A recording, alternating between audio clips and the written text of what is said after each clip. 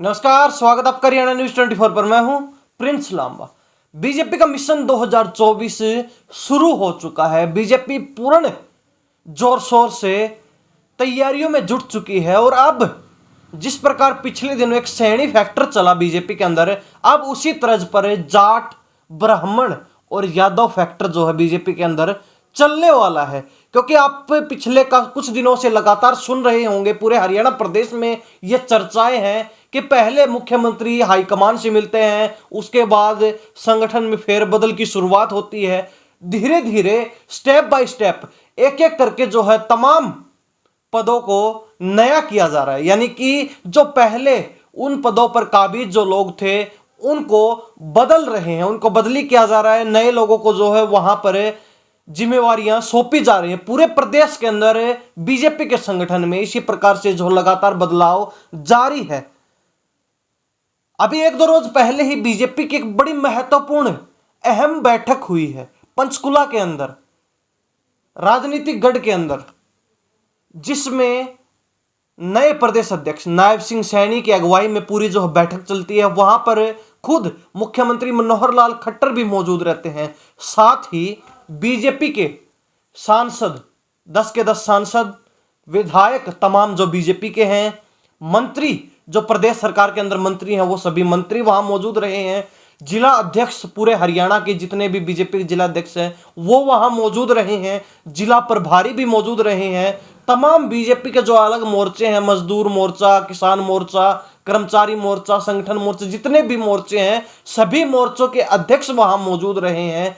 सभी हरियाणा प्रदेश की 10 लोकसभा सीटों के विस्तारक वहां मौजूद रहे हैं और साथ ही 2019 में चुनाव लड़ चुके तमाम प्रत्याशी भी इस बैठक में, इस मीटिंग में मौजूद रहे हैं। जहां कहा जा रहा था, चर्चाएं चल रही थी कि बड़ा अहम फैसला जो है इस बैठक के बाद होने वाला है। कई बड़ी जो है चीजों पर विचार विमर्श के बाद मोहर लगने वाली है। कहीं ना कहीं बीजेपी अब किसी भी तरीके से अपने आप को पीछे नहीं रखना चाहती है। हर जगह बीजेपी अपने आप को 2 कदम आगे रखना चाहती है। सभी नेताओं से, सभी राजनीतिक दलों से, या फिर सीधे सीधे कहें तो विपक्ष से। 2024 को लेकर तमाम जनता को पता है कि सभी दल, सभी राजनेता, सभी राजनीतिक लोग तैयारियों में जुट चुके हैं। सभी अपने अपने स्तर पर कार्यक्रम कर रहे हैं, जनसभाएं कर रहे हैं, लोगों को लुभाने का काम कर रहे हैं, वोटरों को अपने साथ जोड़ने का काम कर रहे हैं। अलग अलग वायदे, अलग अलग स्कीमें बताने का, गिनवाने का काम जो है लोग कर रहे हैं। सभी राजनेता, सभी राजनीतिक दल कर रहे हैं। कहीं ना कहीं अब बीजेपी भी इस चीज में पीछे नहीं है। पिछले कुछ दिनों के अंदर जो उतार चढ़ाव देखने को मिला है बीजेपी के संगठन में, हरियाणा की राजनीति के अंदर और विशेषकर बीजेपी की राजनीति के अंदर, उसके बाद से लगातार चर्चाएं हैं कि अब बीजेपी कुछ बड़ा स्टेप लेने वाली है। हालांकि एक जानकारी जो मिल रही है उसके अनुसार आपको बताते चलें कि अब कांग्रेस की तर्ज पर बीजेपी भी पूरे प्रदेश के अंदर, यानी कि हरियाणा में बीजेपी की सरकार एक यात्रा निकालने जा रही है जिसका नाम रखा गया है विकसित भारत संकल्प एवं जनसंवाद यात्रा। जनसंवाद से आपको याद आ गया होगा कि मुख्यमंत्री का जनसंवाद कार्यक्रम लगातार पूरे प्रदेश के अंदर, अलग अलग विधानसभा क्षेत्रों के अंदर, अलग अलग जिलों के अंदर चल रहा है। तो वहीं अब वो जनसंवाद मुख्यमंत्री तक सीमित ना रहकर छोटे लेवल पर भी आज का, यानी कि सभी सांसद भी अपने अपने क्षेत्रों में जनसंवाद कर रहे हैं, गांव गांव तक पहुंच रहे हैं।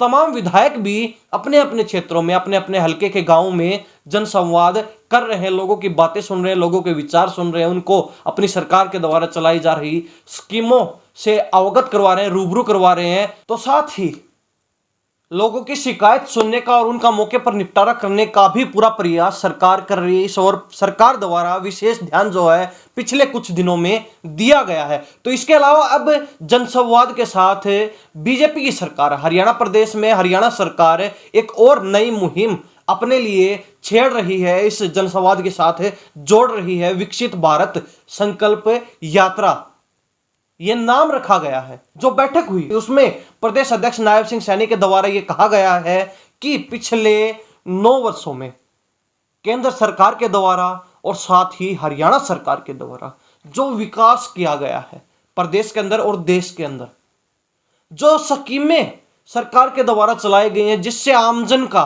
गरीब लोगों का, मजदूरों का, यानी कि तमाम वर्गों का भला हो रहा है, उनको लाभ मिल रहा है।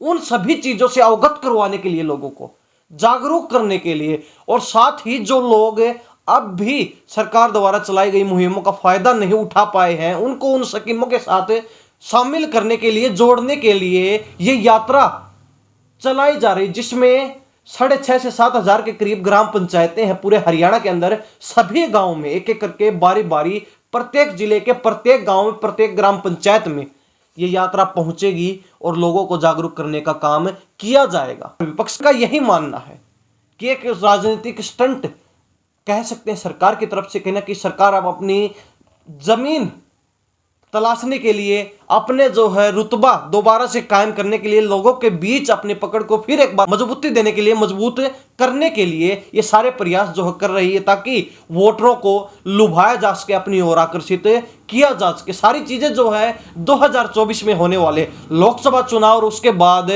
साथ ही 2024 में होने वाले हरियाणा प्रदेश में विधानसभा चुनाव को मद्देनजर रखते हुए किए जा रहे। अब अगर जिस मीटिंग की हमने बात की, जिस बैठक की हमने बात की, जो पंचकुला में, जिसमें पूरा संगठन बीजेपी का, मंत्री, विधायक, सांसद, लोकसभा विस्तारक, जिला अध्यक्ष, जिला प्रभारी, या फिर हरियाणा प्रदेश में जो मंत्री हैं कैबिनेट में, वो सभी, या फिर सांसदों की बात करें, या फिर 2019 में चुनाव लड़ चुके सभी प्रत्याशी जो मौजूद थे उस बैठक में, मुख्यमंत्री खुद वहां मौजूद थे।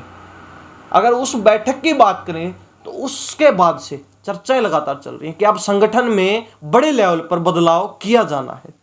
बात करें महामंत्री यानी कि सचिव, महासचिव पदों की, प्रदेश के अंदर 3 महासचिव पिछले बार जो है बनाए गए थे बीजेपी के द्वारा, जिनमें पहला नाम आता है डॉक्टर पवन सैनी, जो प्रदेश महामंत्री संगठन में बनाए गए थे। दूसरा नाम है मोहनलाल बड़ौली, और तीसरा नाम अगर बात करें एडवोकेट वेदपाल। ये 3 जो है प्रदेश महामंत्री संगठन में अपना काम कर रहे हैं, लगातार जो अपना पदभार संभाले हुए हैं। लेकिन अब कह रहे हैं कि तीनों महामंत्रियों को बदला जाएगा। प्रदेश जो महामंत्री हैं, तीनों को बदलने की कवायद तेज हो चुकी है, और चर्चा ये चल रही है बड़ी विशेष कि अब बीजेपी जाट, ब्राह्मण और यादव फैक्टर पर काम करने वाली। हम चर्चा क्यों कर रहे हैं ये आपको बताते हैं विस्तार से, क्योंकि अभी पिछले दिनों ओम प्रकाश धनखड़ को प्रदेश अध्यक्ष पद से हटाकर नायब सिंह सैनी को प्रदेश अध्यक्ष नया निर्वाचित किया गया। उनको पद जो है सौंपा गया था, जिम्मेवारी सौंपी गई संगठन की, प्रदेश की।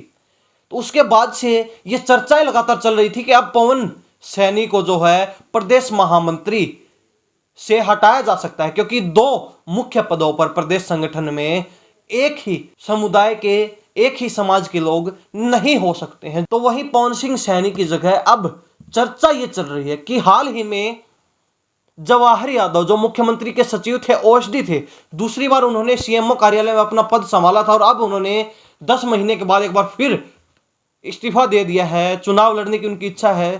चर्चा ये चल रही है कि पवन सैनी की जगह उनको प्रदेश महामंत्री बनाया जा सकता है। तो वहीं अगर बात करते हैं मोहनलाल बड़ौली जो ब्राह्मण समाज से आते हैं, तो उनको भी महामंत्री पद से हटाकर किसी नए ब्राह्मण नेता को, किसी नए चेहरे को जो है महामंत्री बनाया जा सकता है। और तीसरे अगर बात करते हैं एडवोकेट वेदपाल जो रोड बिरादरी से आते हैं, उनको हटाकर किसी नए जाट चेहरे को प्रदेश महामंत्री पद की जिम्मेवारी सौंपी जा सकती है, दी जा सकती है। ये चर्चाएं चल रही हैं।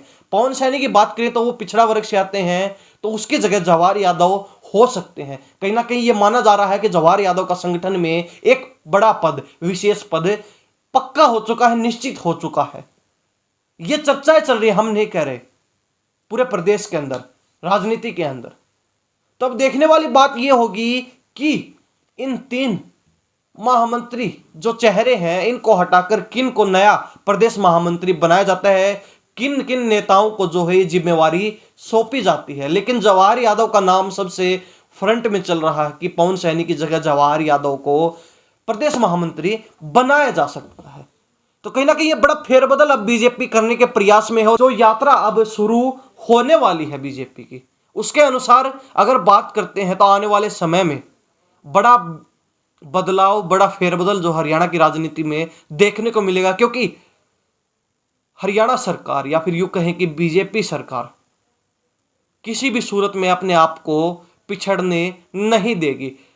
उनका पूरा फोकस रहेगा, और विशेषकर बात करें मुख्यमंत्री मनोहर लाल खट्टर की, तो उनका पूरा फोकस रहेगा कि वो तीसरी बार भी हरियाणा प्रदेश के सीएम बने, और बड़े नेताओं में जिस प्रकार ओम प्रकाश चौटाला रहे हैं, ऐसे नेताओं की तर्ज पर हरियाणा के राजनीतिक इतिहास में अपना नाम दर्ज करवा सके। क्योंकि इससे पहले भूपेंद्र सिंह हुड्डा मुख्यमंत्री रहे हैं, तो वो भी 2 बार मुख्यमंत्री रहे हैं। अगर मुख्यमंत्री मनोहर लाल खट्टर तीसरी बार मुख्यमंत्री बनते हैं, तो ऐसा कारनामा करने वाले विशेष नेताओं की सूची में उनका नाम शामिल हो जाएगा। कहीं ना कहीं तीसरी बार अपनी सरकार रिपीट करने का पूरा प्रयास बीजेपी कर रही है, और पूरा संगठन, तमाम नेता, तमाम जो है बीजेपी से जुड़े हुए लोग, सभी फरज से लेकर अरस तक तमाम जो है अपने प्रयासों में जुट चुके हैं, और हर तरीके से वोटर्स को लुभाने का पूरा प्रयास किया जा रहा है। नई नई स्कीमें चलाकर, नई नई योजनाएं लागू करके, नए नए तरीके से लोगों को लाभ देकर, कहीं राशन मुफ्त दिया जा रहा है, तो कहीं